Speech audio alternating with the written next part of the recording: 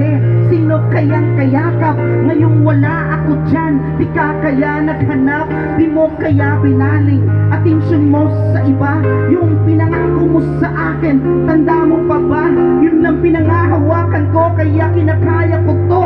Kahit mahirap pa trabaho ko doon sa barko, parang mauulol na nga kasi hindi kita kasama. Sumasakit pa sa isipan na baka ibang kinakasama. Wag mo sanang isipin na ako ay nagloko, dahil laging nasa gitna ng dagat ang aming barko. Pag nakadaong man sa puerto ang trabaho, unlimited. Pag nakalabas man, yung time naman ay limited. Wag mo sanang isipin yung sinasabi ng iba na